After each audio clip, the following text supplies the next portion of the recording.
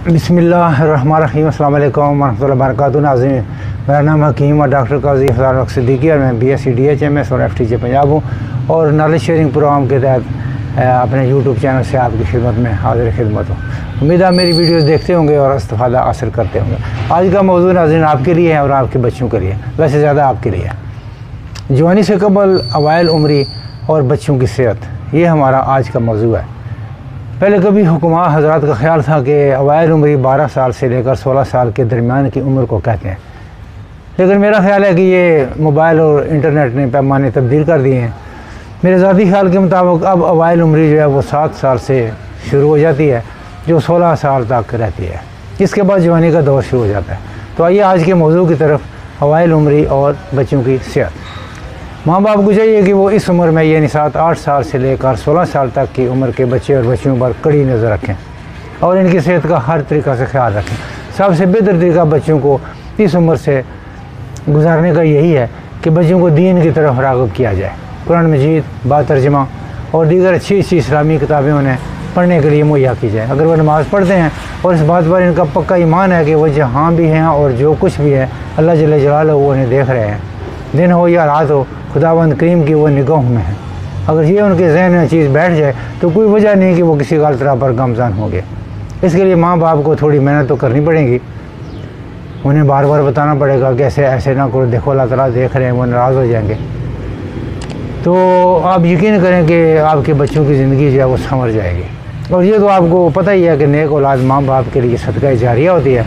आमतौर पर देखा गया है कि जिस घर में सौम सलात की पाबंदी नहीं होती वो अक्सर बमैल यार मुख्तलिफ अमराज में, मुख्तलिफ अवादिस में गिरे रहते हैं। ऐसा क्यों होता है? इसलिए कि ये लोग मुख्तलिफ वजूहात की बिना पर रातों को जागते रहते हैं और सुबह लंबी तान कर सोए रहते हैं। इनमें से कुछ लोग 10 बजे उठने के आदी होते हैं, लेकिन ज़्यादातर 12 बजे भी उठते हैं और कुछ तादाद 2 बजे उठने वालों की भी होती है। माशाअल्लाह, ये लोग नाश्ता 2 बजे करते हैं और अच्छी खुराक खाते हैं, बल्कि खूब खाते हैं, लेकिन मेहनत नाम की चीज़ की तरफ नहीं जाते। फिर आजकल का तरक्की याफ्ता ज़माना है। पहले तो फिल्म भी नहीं, होटलबाजी, क्लबबाजी या रात को अंग्रेज़ी देसी फिल्में होती थीं और ऐसी फिल्में होती थीं कि शैतान भी इनसे पनाह मांगता था। और आजकल तो मोबाइल का दौर है, बाहर जाने की ज़रूरत ही नहीं है। आपके बच्चों के अखलाक का दिवालिया निकलता जा रहा है और आपको पता ही नहीं है। बड़े खुद इस काम में मुलव्वस होते हैं, इस वजह से वो बच्चों को भी रोक नहीं सकते। अक्सर ये होता है कि बड़े तो नौजवानी देख चुके होते हैं, लेकिन बच्चे जवानी में कदम रखने से पहले ही उसे अलविदा कह चुके होते हैं। ये सोचने का मुकाम है।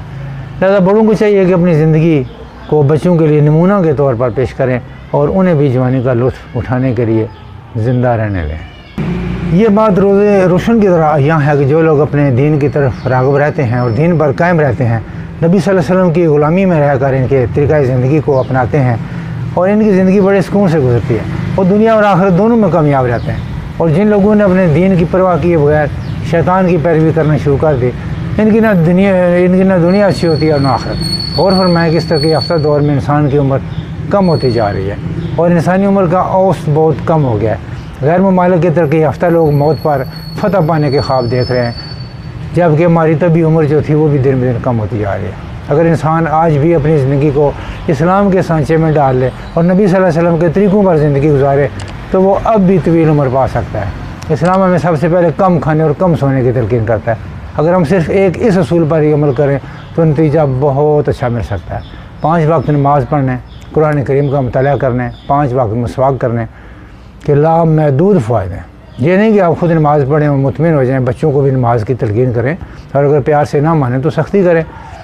सिर्फ सुबह सवेरे उठने वाले अफराद सेहत को कायम रखते हैं और दिन के मामूलात में बरकत पड़ जाती है। इस तरह बच्चों को खेल और वर्जिश की तरफ राग़िब करना भी ज़रूरी है। जिस तरह इंसानी ज़िंदगी के लिए हवा, पानी और खुराक ज़रूरी है, इसी तरह इंसान को तंदुरुस्त और चाको चौबंद रखने के लिए वर्जिश ज़रूरी है। याद रखें कि इंसान जो खुराक खाता है वो बज़रिया मुँह मैदा में जाती है और हाजमा का अमल शुरू हो जाता है। फिर ये खुराक मुख्तलिफ़ शक्लें इख्तियार करके जुज़े बदन बनती है और जिस्म को ताकत देती है और हाजमा का अमल पूरा होने के बाद पेशाब और पखाना के रास्ते रद्दी फजरात जो है वो खारिज होते हैं। लेकिन अगर खाने के बाद आप आराम पसंदी से लेट जाएँ तो फजरा का कुछ न कुछ हिस्सा किसी न किसी शक्ल में जिस्म में जमा होता रहता है। इसी रद्दी और फासद मवाद को खारिज करने के लिए वर्जिश बहुत ज़रूरी है। खा पी कर सो जाना दिल दिमाग जिगर मैदा और दीगर अज़ा के लिए बहुत नामुनासिब है। वर्जिश का बेहतरीन वक्त सुबह सवेरे नाश्ता से पहले है या शाम को खाना खाने से पहले है। भरे पेट में वर्जिश नहीं करनी चाहिए। तो वालिदैन को चाहिए कि बचपन से ही बच्चों को हल्की फुल्की वर्जिश खेल कूद की तरफ राग़िब करें। आजकल बच्चे चंद घंटों से लेकर 5, 7, 8 घंटों तक भी एक ही जगह पे गर्दन रख के और एक ही जगह नज़र रख कर मोबाइल का इस्तेमाल करते हैं। और माएँ 2 साल के बच्चों को मोबाइल पकड़ा देती हैं कि बच्चा शोर ना करें और हम आराम से खाना खाएं और बच्चा मोबाइल से खेलता रहे। इस चीज़ के दूर रस असरात जो हैं वो बहुत नाक़स हैं। वर्जिश से जवान बच्चे जरियान, इतलाम और दीगर कई किस्म की मूजी बीमारियों से महफूज रहते हैं। उनका दिमाग जो होता है वो चाको चौबंद होता है। वर्जिश से ऑक्सीजन जो होता है उनके जिस्म में ऑक्सीजन जो है वो जाती है और दिमाग में भी ऑक्सीजन जाती है, तो वो फ्रेश होते हैं बच्चे। और ये ऐसे लोग बच्चे ज़हीन होते हैं, ये ज़िंदगी में कामयाब होते हैं। बच्चों को ज़्यादा गर्म चीज़ें ना खिलाएं। दूध, दही, मक्खन, फ्रूट, घी मुनासिब मिकदार में ज़रूर इस्तेमाल कराएँ। लहमी ग़िज़ाओं और तेज़ मर्च मसाले वाले ग़िज़ाओं से और तली हुई चीज़ों से बच्चों को दूर रखें। और सिगरेट, नस्वार, गुटखा, पान, जहाँ तक हो सके इन चीज़ों से बच्चों को परहेज़ करें। मैंने देखा है बच्चे अक्सर छुप कर गुटखा खा रहे होते हैं या जो कुछ भी कर रहे होते हैं। और इस चीज़ का ख़ास ख्याल रखें कि बच्चे अच्छे और नेक नेक दोस्तों की सोबत इख्तियार करें। जहाँ तक हो सके बच्चों को दीन की तरफ राग़िब रखें।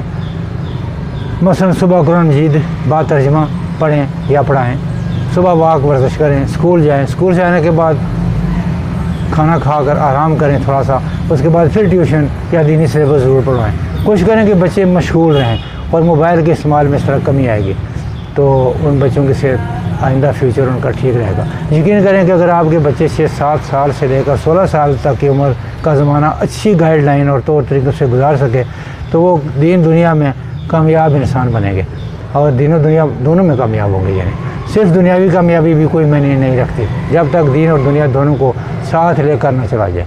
उम्मीद है नाज़रीन आपको आज का प्रोग्राम पसंद आया होगा। ये प्रोग्राम था जवानी से कबल अवाइल उम्र, तो उम्मीद है ये पसंद आया होगा और उम्मीद है आप लाइक करेंगे, शेयर करेंगे, सब्सक्राइब करेंगे और दोस्तों को भी भेजेंगे ताकि वो भी इससे इस्तेफादा करें। तो कीमत डॉक्टर काजी इफ़ज़ाल हक सिद्दीकी को इजाज़त दीजिए।